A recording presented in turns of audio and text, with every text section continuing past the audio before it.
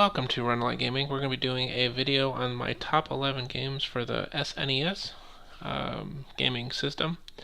And this will be kind of my input as to what is the best game, so you may disagree or you may prefer different types of games. So I'll start with number 11. So my number 11 will be the game of Ogre Battle. There were a couple of these made over the course of time. And what I thought was actually pretty unique about this one, it is a blend of sort of an RPG meets strategy, means kind of, in addition to kind of like leveling up, and then there's some other game mechanics involved with it too. But it was a pretty cool blend, though I'm sure the game itself has several types of faults. Even at the early parts of the game, like this point, you actually get to kind of choose your destiny through these different tarot cards. So you can kind of eventually turn yourself into more of a good aligned, hero, or a bad aligned hero. And depending on what kind of cards come up and what answers you give, you can basically kind of stem your group towards a very specific direction. The game itself had a pretty cool little blend of map control.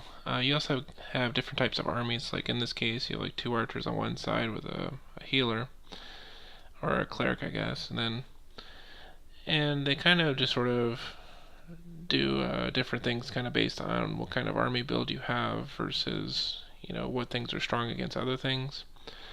And so it had a really cool, like, neat blend of mechanics as far as that goes. So I felt it was a little bit different than your average strategy game, and it incorporated a kind of a mix of blends of different game mechanics. Like in this case, you can actually level up your different people on it, but you're actually controlling them across this board. And eventually what you want to do is basically land on the different castles and go to different territory in order to control the castles and eventually take over the other castle the other side of the map. And what you can see is that gray guy there, he probably has some sort of flying units in it, hence why he's kind of going across like the water area a little bit quicker. Or he might have some like sort of fish leader or some similar thing to that.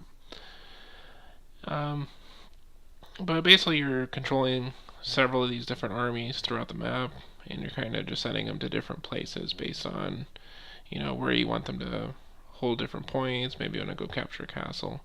And then there's sometimes like secret items you can actually find on the map as well. So there's like hidden treasure. So even though you may not see it in the map, but there sometimes will be those extra things you can also find on the map if you want to do some additional searching on it.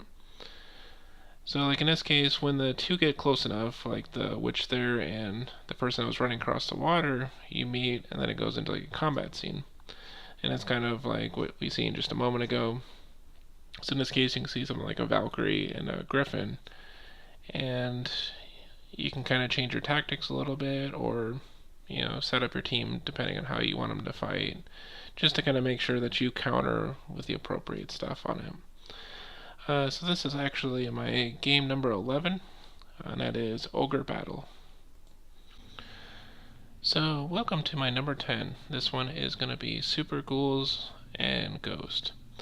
And what this is going to be kind of the next version of the one for the NES. So if you've ever played the old one on NES, it's a very tough game. And basically you're trying to save a princess, as most of these kind of storylines usually go.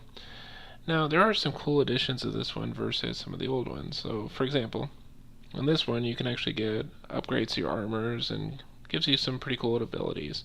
So like for example right now, it's currently in the green armor, and then later on if you maintain that armor without getting hit, you'll eventually get the gold one as well, which gives you even more cool effects. And then of course you can also find different types of weapons, and then that would also give you additional types of abilities as well, depending on which particular weapon you're using. So one thing I always enjoyed about this particular game is that it is going to be a much more tough game itself to do really well at. It's a very difficult game, and it's kind of trying to get used to different types of monsters, and a lot of times they quickly move, and trying to make sure you use the best possible weapon to do cool things on there. So this would be my number 10, which is Super Ghouls and Ghost. So my number 9 will be the game of SimCity. This is kind of what started all the SimCity games later.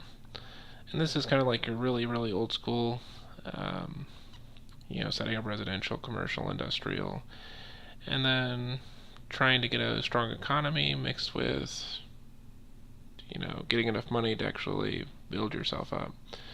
But I remember playing quite a bit of this back in the day, just hours and hours and hours of, just playing through SimCity. So it's always been, just a really good little city builder that I've enjoyed. I didn't take as well to some of the newer SimCities, but I do kind of like the really old ones as far as how they play. It's nice and simple gameplay on it. But that is going to be my number 9. So for my number 8 game, it'll be Street Fighter 2. Now, there's a couple different iterations of Street Fighter 2. Of course, there's the ones that introduced later on, like Fei Long and, um, Cammy, etc. But I would pretty much lump any Street Fighter 2 in together on it. But this was always a really fun one to play the arcades, when arcades were a much bigger thing. And just the play of it's always been really fun. Of course, honorable mention to like Mortal Kombat, but I always took more to the Street Fighter side of it. So I've always enjoyed, this particular one over, say, Mortal Kombat. And I'm sure there will be other people that disagree with it and prefer Mortal Kombat instead, because they had more like the blood and gore and, adult nature to it. But the fun part about it was that the controls were very intuitive and, you can interact with it a lot quicker.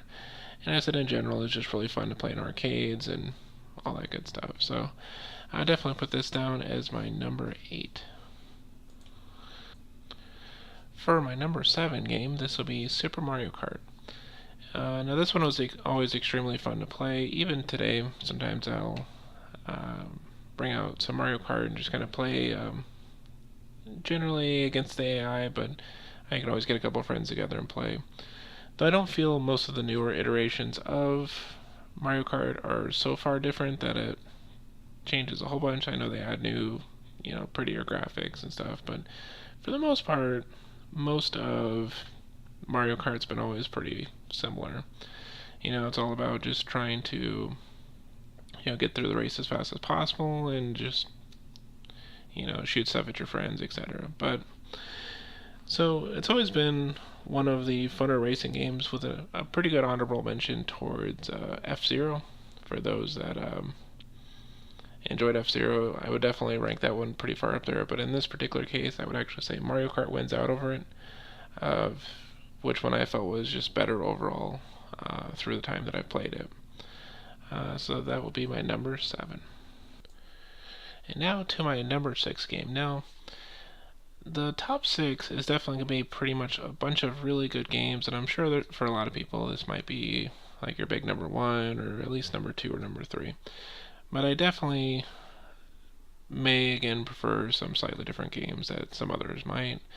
And I would definitely think Super Mario World is something I still break out occasionally, so it's definitely not like a game that I don't mind playing still. So you do have to take into consideration pretty much everything from here on are games that I do play, often enough still. But this one pretty much set the stage for quite a few really awesome games in the future. And so I would definitely put Super Mario World at about number 6, because I actually do have other games that I do play quite a bit more than this one, even to this day, that I still enjoy quite a bit. But as far as platformers go, I would probably say this is going to be one of the best ones for the Super NES for sure. So that will be my number 6, which is Super Mario World. For my number 5 is actually going to be the game called Gradius 3. And I know some people are going to start hating on some of the games that I probably have on my top 5, since it beat out on probably some of other people's greatest games. But I do like the side scrollers quite a bit. In fact, I've always been a massive fan of them. So I would also toss in a few other honorable mentions here, which would be like Darkest Twin, R-Type, etc. And I guess why I kind of went with Gradius 3 more is just the amount of customization you can do with it. I would actually say that sometimes like Darkest Twin had funner bosses in general, and then R-Type had some pretty cool mechanics to it too. So it's not to say that the other ones are worse necessarily, it's just they're all a little bit different. But the reason I think this one probably stood out above a lot of the other ones, this one seemed to be one of the more difficult ones. Plus there's a lot more cooler like modifications you can do and customization of your ship. So if I want to play through this particular way, there's a little bit more replayability. And one of the cool things with, like, say, Darkest Twin was that you could actually choose the way you're going to get to the last boss. So it's not the same set of levels each time, but you can kind of go, well, I kind of want to take an easier path this time, and the next time, next playthrough, I might go with something a little more difficult. But I would definitely say, like, I always kind of preferred, like, the Darkest Twin bosses over some of the other ones, but I feel as general gameplay and all that stuff, I do feel that Gradius does actually win over those. So that is going to be my number 5. For my number 4, it will actually be the game of Legend of Zelda. Now, there's actually a lot of really cool things about this game that stood out, especially during its time, and just the amount of like cool stuff you can do with it. This one involved so many different types of mechanics and additional things added to the game that I felt made it kind of really cool to play. So, like, for example, a lot of times you have to go from like one dungeon to the next and get certain special items first. So in a lot of ways it kind of played similar to, like, say, Zelda 1 or 2, where you have to constantly get certain things from the castles, beat different bosses to gain certain abilities. And I think as far as games go, this one definitely was, just a much more fun experience as a whole. It plays fairly quickly, compared to some of the other major RPGs. But it definitely was kind of that action RPG sort of feel to it. So, and that was why there's a lot of really cool, parts of this particular one, because, even today, a lot of people like speed run it, do randomizers, and I feel it still has a really good following just because of the simplicity of the game mechanics itself and just the general fun of how it plays. So that will be my game number 4. Now for my number 3 is Mega Man X3. So I guess Mega Man 13. Now I'm sure some other people might state that some of the other Mega Mans were a little bit better. Some people quote like X2, just 10 or 12, or etc. But as far as the ones that I played, quite a bit and enjoyed quite a bit, I would actually put 13 on her. I kind of enjoyed a lot of the bosses, a lot of the upgrade mechanics, and kind of the feel. Though I wouldn't really say it's much of a story per se. It just had a really, fun feel to it. I kind of liked the bosses on it. Even though I would say it's probably not one of the toughest of Mega Man, but it was a pretty fun experience, and I remember playing it quite a bit when I was younger, as far as the different like Mega Man games go, because I kind of enjoyed some of the new, mechanics it added as far as like and how it handled and played as well.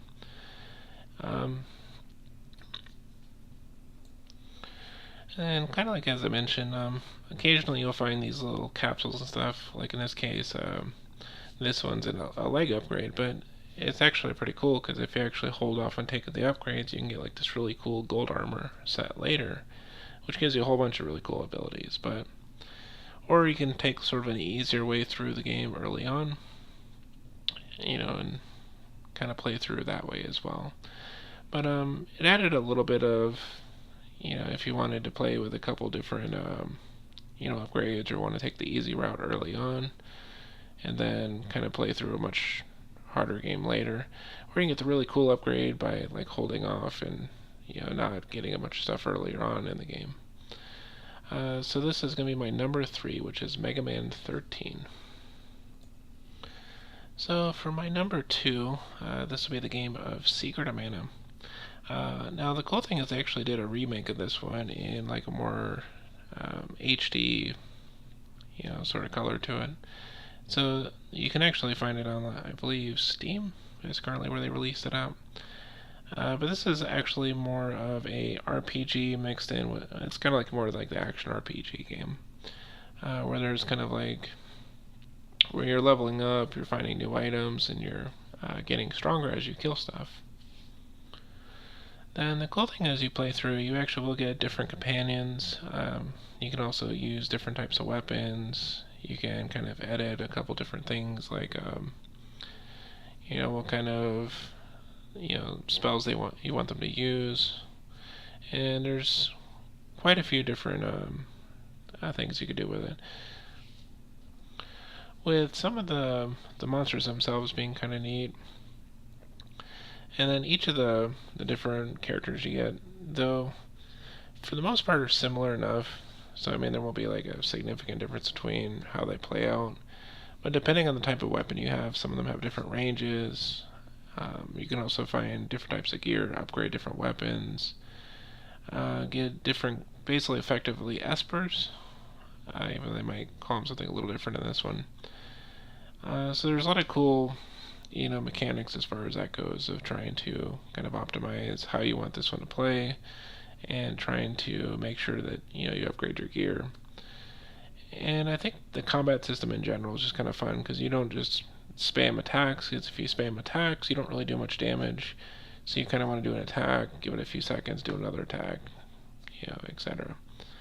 So this will be my number 2, which is Secret of Mana.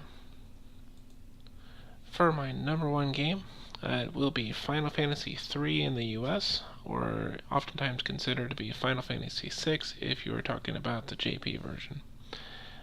So if you haven't really noticed from the previous video I've done, RPGs tend to kind of be towards the top as far as games that I like to play. So hence why you've seen kind of like Legend of Zelda a little bit further up, Secret of Mana up a little bit further, things of that sort. I do kind of enjoy a lot of platformers, especially around this time frame, because a lot of the cool platformers came on like NES and SNES, as did like side-scrolling shooters. But I would definitely say that out of all the games that I've enjoyed for of Super NES itself, Final Fantasy III would probably top it. It's just a really fun storyline. It's a pretty cool mechanics to go with it. And one of the really cool things that I felt was really awesome about this game that also very much stood out is just the wide array of characters involved. So like, for example, on the bottom there you have like Terra, Sabin, and Shadow, which all have very different game mechanics for an RPG. So for example, Shadow, which it's currently selected on, will throw things, and he has like a dog that attacks people. Sabin, it's kind of like doing combos on your controller in order to get him to do really powerful attacks, but he's easily probably one of your most powerful ones early on. Terra can eventually become like an Esper herself and kind of do all sorts of really cool damage. Then, of course, you have going across the top there, which is like Locke, which is like your thief. Then you have like Sabin, which is the black-haired guy. He does like sword attacks. The next one can use like tools to attack things. Then, of course, you have like Celes, which can do runic, which basically absorbs magic. And then you have like your blue mages, which is the old guy, and then the little girl there with the red hat. And they get to, one does like a draw effect and one does like a dance sort of thing. Those are basically like your blue mages. And that's what you pretty much get with all the different characters. They're all very different, they're all unique, and they all do kind of cool different effects when it comes to that. And then the game itself goes for quite a while. I think if you're kind of speed run it, oftentimes I can see it done in, I don't know, 12 to 20 hours or so. But if you kind of want to go in and play all the side stuff and try to enjoy it, I've seen people clock 20, 30, maybe even 40 hours.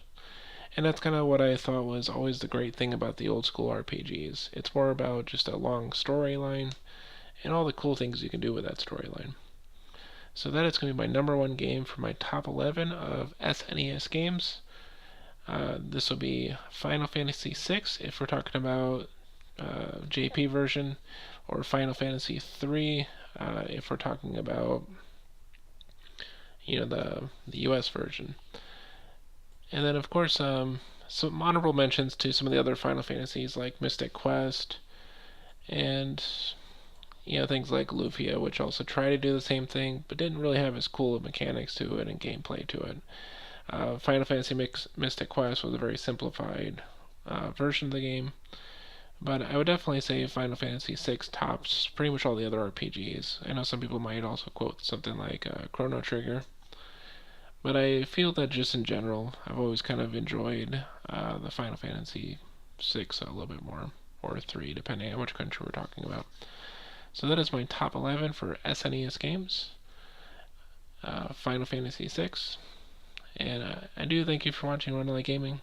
If you've enjoyed this video, definitely comment or like, depending on if you have anything to, if you have any questions of it, or wonder why certain games didn't make it on the list, or perhaps maybe you think that the list should be a little different, and maybe I should have preferred this game over that one.